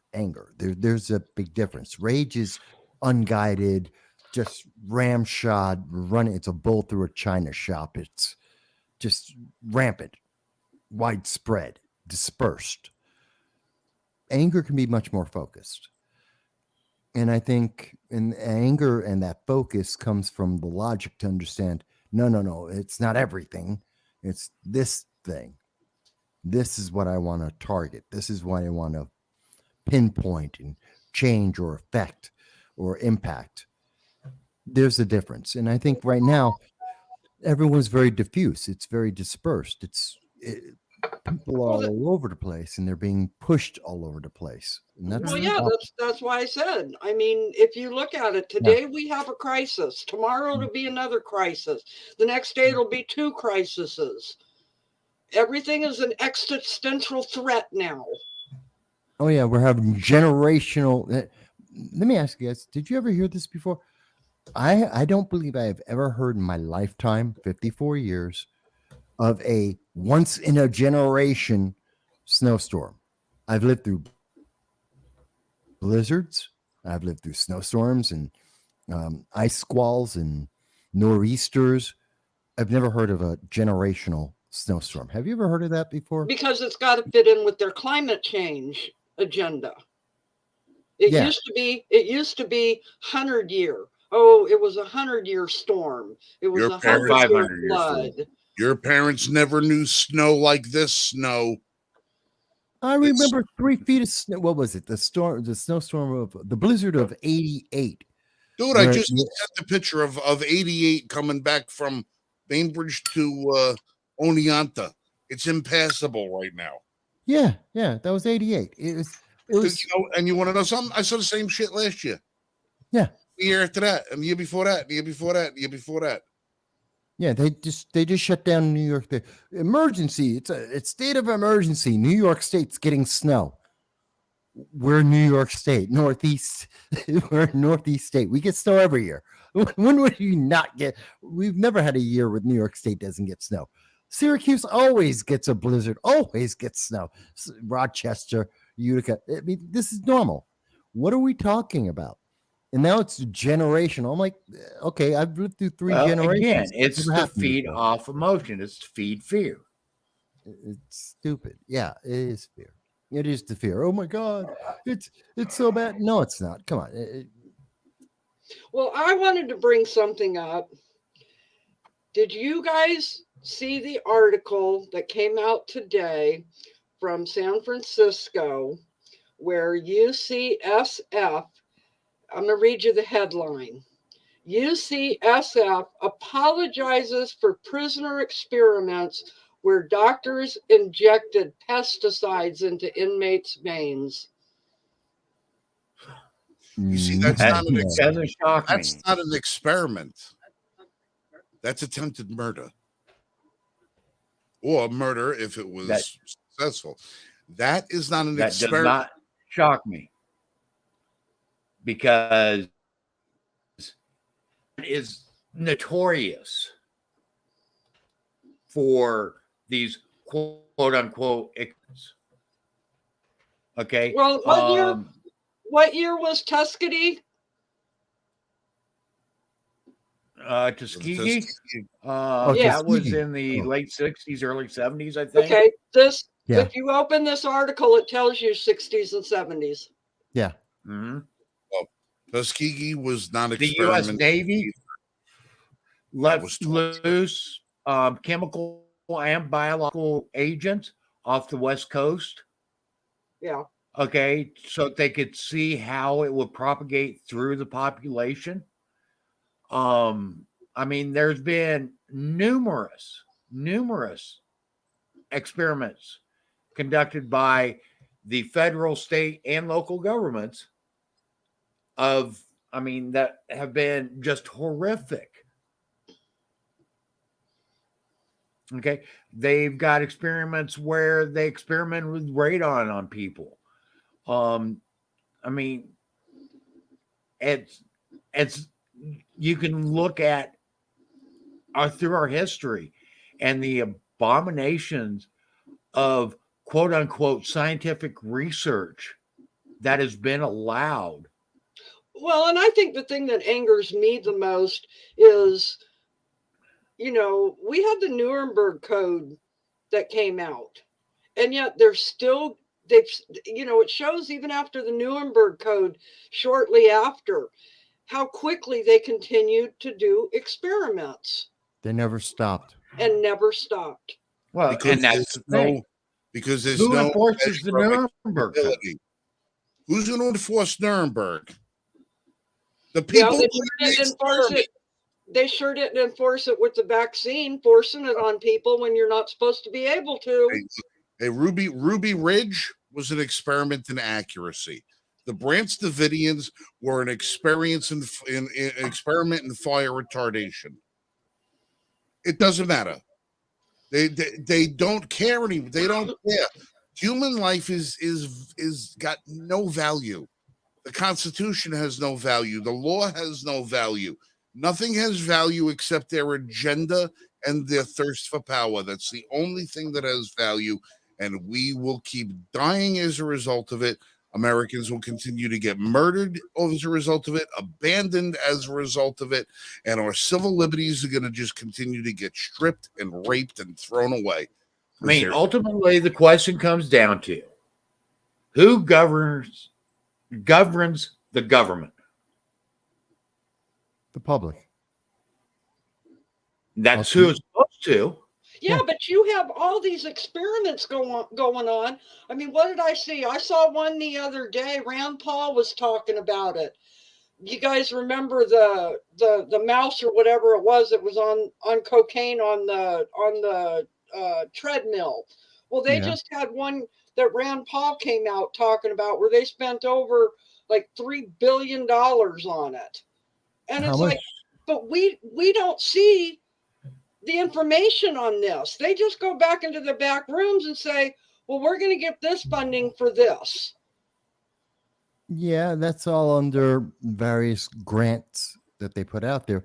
But the biggest experiment that we've ever seen that's ever happened in the history of mankind is currently ongoing. Exactly. We're in the middle of the experimental vaccine trials right now. And they're getting ready to release an mRNA flu shot.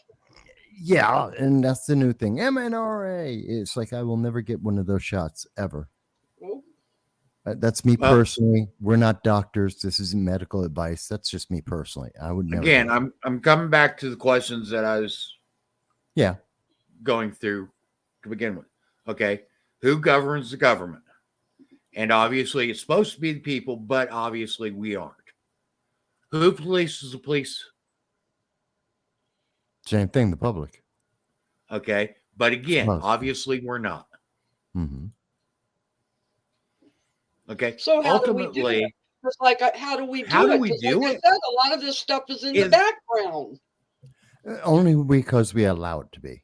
It's only because we allow it to be. We allow this stuff to happen. And why do we allow it? It's because the majority of us don't want to get involved. We could, to answer your question, Jan, in a more explicit way, if the public wanted it, if we demanded that we see the data for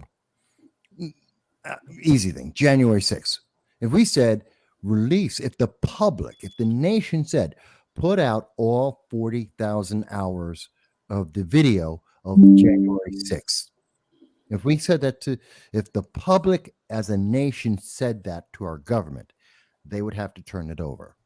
And we said everyone in Congress is going to be elected out of office.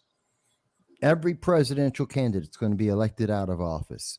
If we were going to change, and that's one of the powers that we have, we were going to reject all of them, everyone on the nation or in various states. If we were to do that, they would release those things. They have to.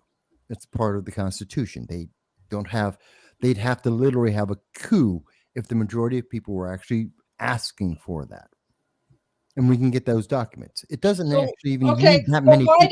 Why does it take the whole country to do it? You have half the country that's saying release it, and they refuse to release. But we don't say that in a single focused voice because we don't say it in a single focused voice. Number one, number two, we don't demand it at the ballot box.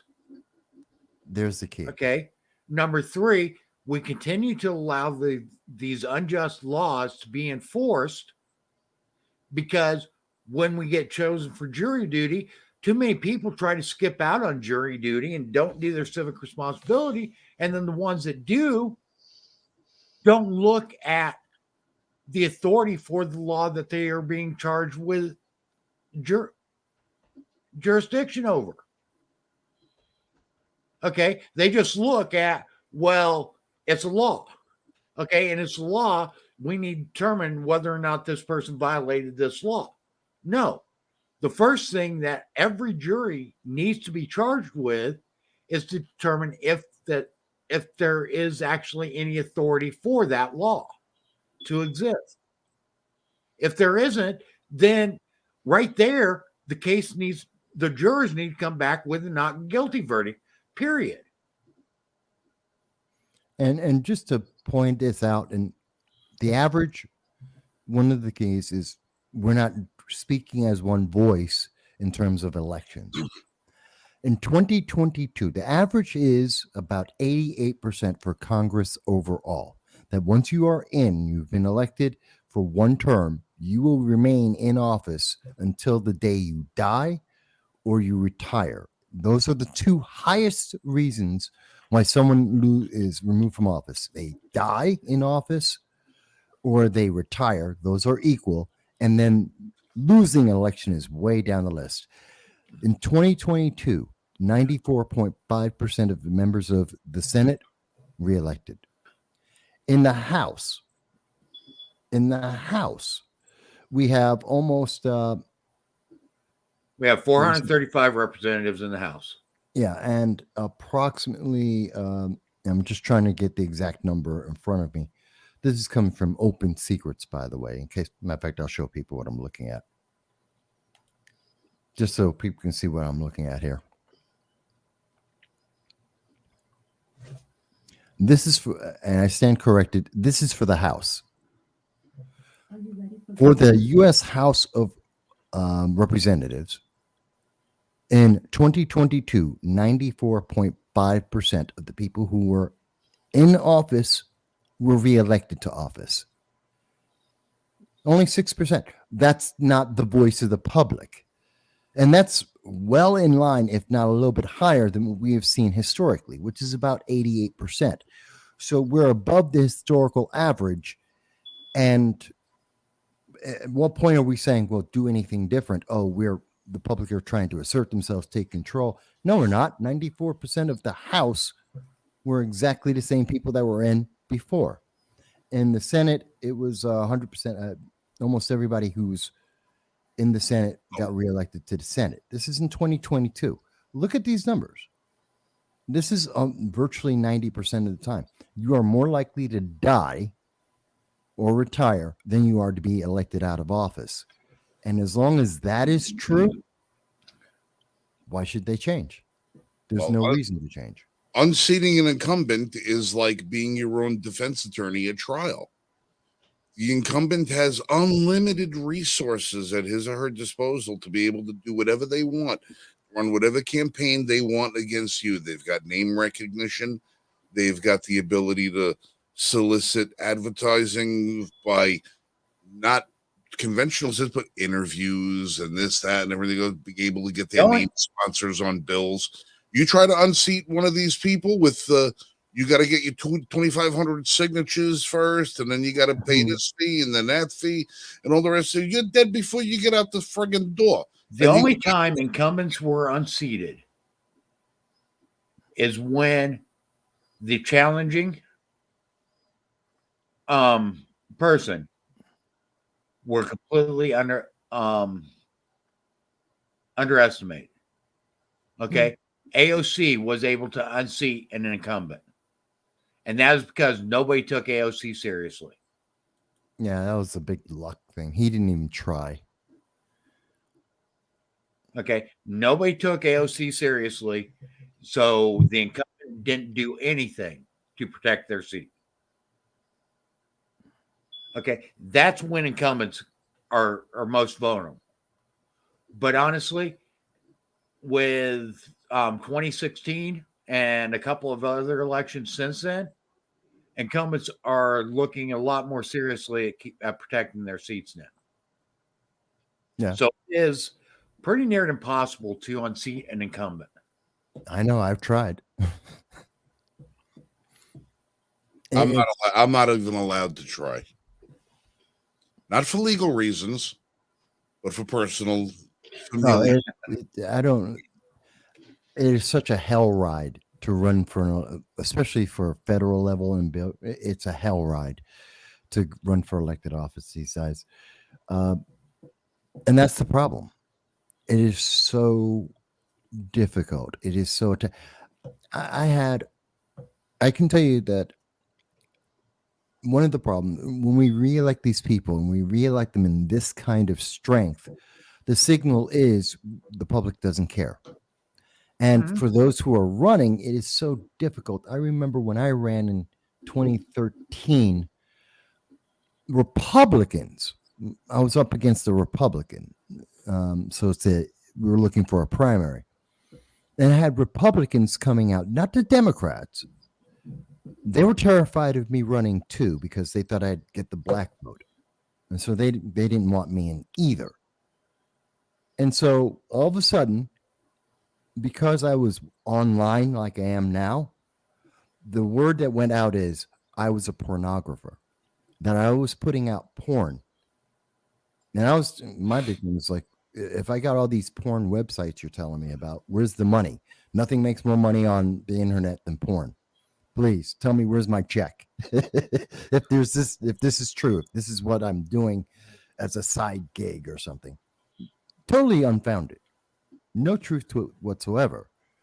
But it was a way to discredit, and that's what. Well, and I think that's I think that's one of the biggest things that need to go back to the way they used to be too. I mean, everything when it comes to an election now, it's I'm going to attack my opponent. I'm going to attack my opponent.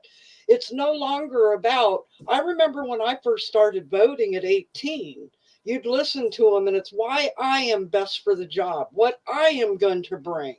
Mm-hmm. Yeah, they don't say that anymore. Nope. No.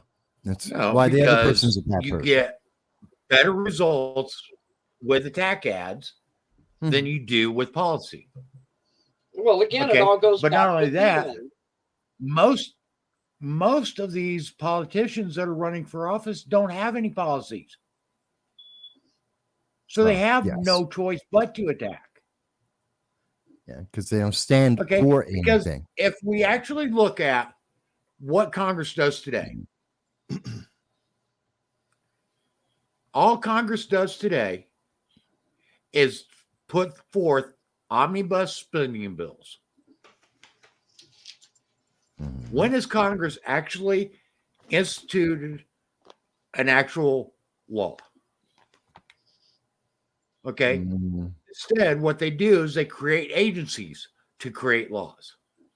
Other than that, all they do is find new ways to spend our money and waste our money.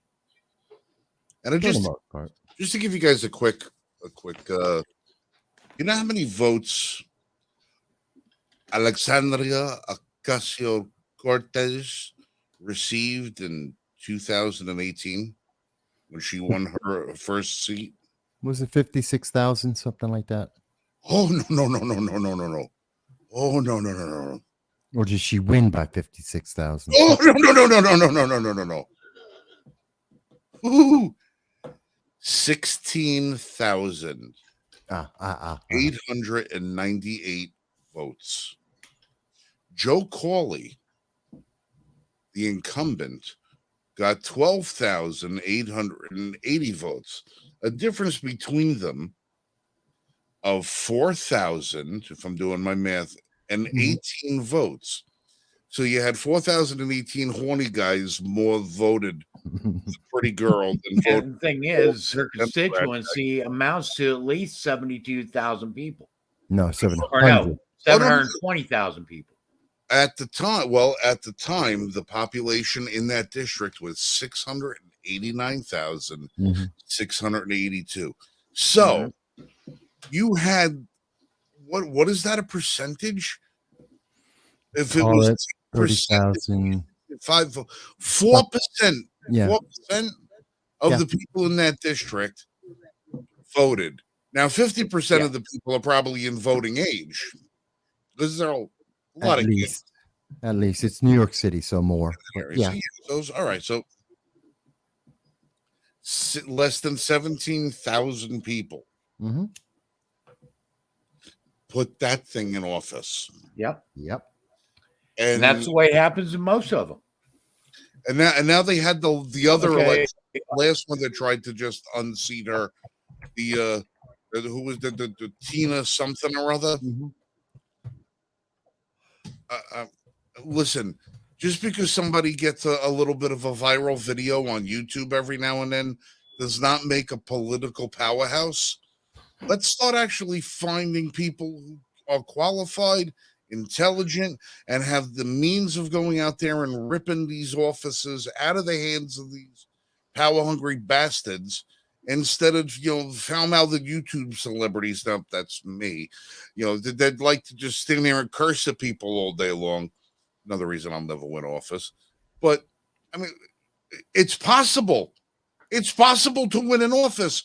700,000 people in an office, all you need is 17,000 votes. That's all you need, because that's how much friggin' apathy is there. Yeah. For most races, that's true. But again, that's my point of why we need 8 out of 10 people voting, not 4 out of 10. We need people to get out and vote. People need to be. That's why the comfort level is at 94%. They don't have any fear. They're not being impelled to tell us what's going on or to not have further schemes and corruption. That's why we find so much corruption. Literally, there are more people who are removed well, I can't say that every year, but I believe the numbers are pretty damn close on the number of people who are removed for corruption as the number of people who are voted out of office. It's just ridiculous. I mean, they're close. It's because if no one's paying attention and if no one is saying stop, why stop? And so the corruption grows and grows, and they usurp more and more power, and they keep doing what they're doing because they're not running out of money. People are still donating to them. They're still getting reelected in droves. They still get to have as much power and perks as they ever had before, and no one's telling them stop. That's our problem. The public has to be involved. This wasteful spending, you can't keep spending money like this. You can't keep funding wars like this. We cannot keep using our public as lab rats and just violating them like this and expect that there's never going to be a day where we have to pay the piper. And that day is coming sooner and sooner, not necessarily because of violence. I don't want anyone to think I'm talking about violence. It's because just look at our economy is falling apart. Our respect around the world is falling apart. Our relationships with our allies are falling apart. Again, I refer to Japan. England right now under Rishi Sunak, who is a horrible prime minister and virtue signaling left and right. He's a horrible conservative. And even he is reversing the course on illegal immigration that the Biden administration is trying to adopt. They're literally going in the opposite direction. Japan is literally saying America is useless and that they have to get their own military and they have to enact their own military actions. We're losing our allies. And when we lose that, we're no longer the superpower of the world, which means our currency isn't the currency of the world. It means we become a third world nation quickly, just because of the debt we have. People don't realize that. That's the consequences of what these are the things that are in front of us right now, and we can stop it. But if we don't, and our allies no longer trust us and no longer back us, that means they no longer back the dollar with $173 trillion in unfunded debt, almost $32 trillion in current national debt. We will become a third world nation overnight. I think maybe the only reason why a lot of those nations that still view us favorably still look at us favorably is because they have the one faith in the thing that our government doesn't have any faith in, and that's the American people. I think all these nations are waiting for the day when the American people finally have had enough and say, you know what? This has got to end. This has got to stop. And I think they're hoping and hoping and hoping for that, for the giant to awaken. They're hoping for it to happen. Well, yeah, that's why I think Japan's doing a 5-year plan on building up a military, not an overnight. But they're telling us in 5 years, when they have a standing army, because I guarantee you what follows up with that, if Japan follows through and they build up their own military, they're going to tell America to get out of Okinawa, which means we're going to lose pretty much all control over Southeast Asia. And that, because we've already been booted out of the Philippines. Yeah, so we lost the Philippines. We'll lose Samoa. We'll lose Japan. We no longer, Korea will be right behind them, because if Japan has no confidence in America, why should Korea? They're gone. And then do you think Europe is far behind them? We got to hold on to Okinawa, Mr. Mr. Miyagi Dojo. It was born in Okinawa. We have to keep up in Okinawa. Well, that's just my little inside joke for the evening.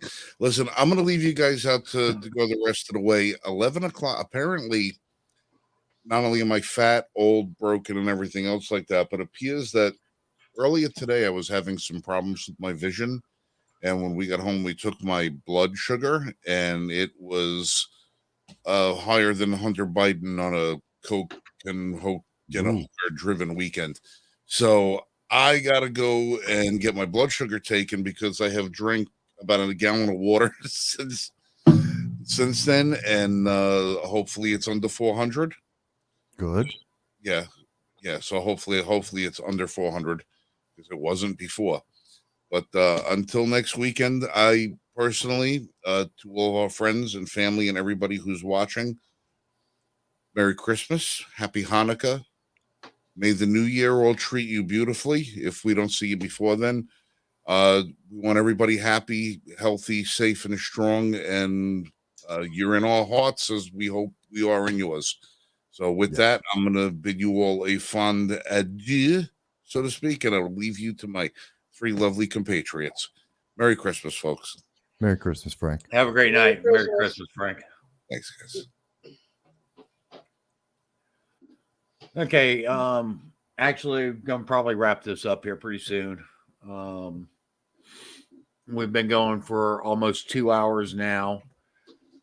And one of the things that we do need to remind everybody of is the fact that we are now in the early stages of our 2023 membership drive. Here is where we actually ask for people to help us accomplish our mission. The people that you see on here each week do everything that we do out of pocket. Okay. And we only have a certain amount of resources.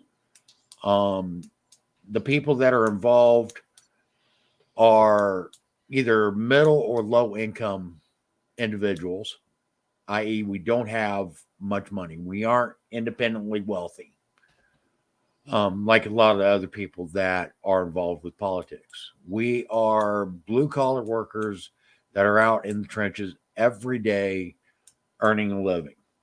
Okay. And I mean, every dollar we get counts. And for us to be putting forth our hard-earned money into a fight like this, when most of us don't have much money to begin with, shows our dedication to that. But it also limits the amount of people that we are able to reach. It also limits what we are capable of doing because of constraints on our time and so forth, because of the fact that we do all work. We do have our ongoing obligations. Okay. So we only have a finite amount of time that we are capable of doing this. So, with that being said, we need your help. And one of the ways that you can help us is by becoming a paid member of the Liberty First Foundation. And this does a few things for the Liberty First Foundation.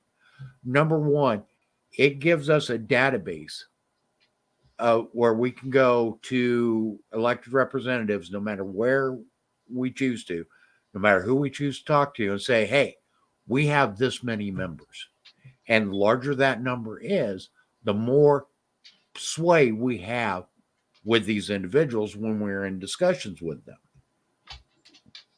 Okay. And we have had discussions with politicians all the way across the gambit. Okay. We've actually written legislation. We've gotten multiple things done as we are now. But there's so much more that we can and have to do if we are going to restore this republic back to its constitutional roots. And that's where our paid members come in. And that's where this helps us push to that next level, where we can actually, instead of being in the background, start coming to the foreground in many of these fights that we are involved with. The other thing that paid membership does is it does give us financial resources to be able to do a lot more than what we are already currently doing. It allows us to produce more and better shows for you guys. Okay. More and better segments. It allows us to do more research. It allows us to be able to bring on more staff to help us with research, to help us with production quality, and to help us with other things, helping us get the word out. Okay. That's where, again, your paid membership will help us and allow us to do so much more than what we are currently doing.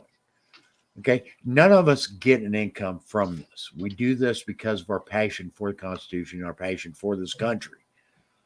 We aren't in it for the money. We're not in it to get rich. In fact, the money that we do receive from this goes right back into things to help us push forward, okay, and to fight this fight. And it helps us to become your voice. Now, what you're going to receive for that $15 a year membership is you're going to get access to exclusive content that's not going to be available to anybody but members. You're going to get access to exclusive question and answer sessions where you will be able to ask the members of the Liberty First Foundation whatever question comes to mind. You're going to be able to ask us. Okay. We're going to start hosting member only webinars. Okay. That are going to be a combination of educational and informative webinars that are going to be exclusive for our paid members. This is also going to be another time where you can reach out to us and let us know how you want the Liberty First Foundation to move forward. Okay. If you want us to become just a gun rights advocacy group, then you can let us know that. If you want us to protect against the whole Constitution, you can let us know that. Okay. That's where our memberships will have, our paid members will have a voice in helping direct how the Liberty First Foundation moves forward. Okay. You're also going to have access to exclusive content that's not going to be available to anybody else but our paid members. And for that, $15 a year is not a significant amount. Most organizations are charging many people $15, $20, $50 a month to be a member. Okay, we're not asking that. We're not asking for extreme donations. We're not asking for a lot of money because we know everybody's fighting for every dollar they get. So we're trying to offer you value and also help give your voice a chance. And by us all grouping together, we're able to do that. So I do ask you to become a member of the Liberty First Foundation, and you can do so through our website at l1f.us/L1F membership drive. And there you will find a form where you can register, sign up, and pay for your membership. And that membership will be good for the next year.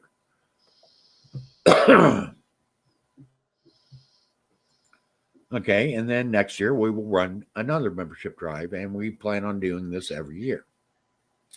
Now, another advantage of becoming one of the first 250 members is you are going to be eligible for a giveaway of a custom Henry Golden Boy 22 lever action rifle. Okay, that's again, our members are going to be eligible for these exclusive giveaways that are going to be stuff like the Henry Golden Boy. Okay, we're going to have other things that are going to be sought after. Those are things that are going to only be available to our paid members. So it's just $15, less than $1 a month, or a little over $1 a month, not less. A little over $1 a month is all we're asking for. And this will help us move forward. So with that, I want to go round the table once more and see if there's anything else that either Michael or Jan have that they want to bring up before we go ahead and end the show tonight. So let's go ahead and start with Jan. Do you have anything else, Jan? I just want to wish everybody a Merry Christmas. Be safe. Have fun. Okay. How about you, Michael? You got anything for us? To all of our members of the military all around the world, I hope that you will find a time of peace and no activity, if at all possible. Be as safe as you can. To everyone else, I wish you a Merry Christmas. I want you to have a joyous time throughout this weekend and into the next year if we don't see you before then. To those who had Hanukkah, I hope you had a great Hanukkah as well. Kwanzaa isn't real. And, I just want everyone to have the best that they can during these days. And most importantly, and something I always like to remember, if for any reason you feel like harming yourself, you're suffering from domestic abuse, you have bad thoughts, reach out. Reach out. There's the National Suicide Hotline, Domestic Abuse Hotline, Substance Abuse Hotline. They are always on. Reach out to them. If you don't want to reach out to a stranger, reach out to a friend. Just talk to a friend and say, hey, I need to talk. I know this is a difficult time of year for a lot of people. I'm alone. A lot of people are alone. They're not near family, haven't been for many years. I understand that. Don't harm yourself or harm others because you're feeling bad. Reach out. Talk to someone, and they're there because we all want you to have the best year you possibly can, the best holiday that you possibly can. With that, I'm going to put forth plug with what Michael just said. If you do feel like you are a danger to yourself or others because of depression, substance abuse, or whatever reason, there is an organization, if you are a firearm owner, called Hold My Guns. Mm-hmm. Mm-hmm. And I do urge you to reach out to them and put your guns into safekeeping. These are not confiscated. They are put in storage, and they are waiting for you when you are able to take back ownership of those. They aren't taken away from you. You do not lose ownership of those firearms. They are just put in a place where you cannot use them to harm yourself or others. This is completely voluntary. It's completely voluntary action, and it is completely voluntarily ran. So we do urge you that if you are in a state of crisis where you feel that you should not have access to firearms, that you do reach out to them. Okay. Also, with all the other resources that Michael was talking about, the suicide hotline, substance abuse hotline.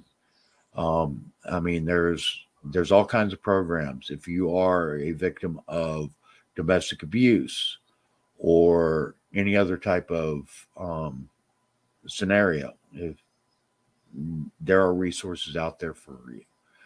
I do want to wish all of our service members, I want to thank them for their sacrifices, and our service members, they're standing guard across the world for us and sacrificing their holidays in order to keep us safe. I want to thank you from the bottom of my heart. And those of you, I want to wish everybody a very Merry Christmas, Happy Hanukkah, Happy Kwanzaa, and whatever other holiday you choose to participate in. I wish it to be a joyous holiday season for you. I mean, ultimately, America is a melting pot of very diverse religions, very diverse cultures. And that's one of the things that gives us our strength. But it's also one of the things that people in power try to use to divide us. And we need to understand we are all Americans. At the end of the day, we are all Americans that celebrate our own cultures, but we are members of the United States. And as such, we need to come together. We are United States, not divided people, but United States. And with that, I want to say thank you for everybody that watched the show tonight. I want to say give special thanks to Michael and Jan for joining us tonight. Thank you, Frank, for being on here earlier. And with everything else, the only way we can reach more people is if you help us beat the algorithm by commenting, liking, sharing, and subscribing to our content. You can do so on Facebook, YouTube, Facebook, and we are working on getting set up so we can start doing these broadcasts on Instagram as well. With that, I want to say thank you, good night, and we will see you next week, 9:00 Eastern Time, right here on Facebook and YouTube. Thank you, guys. Not everyone.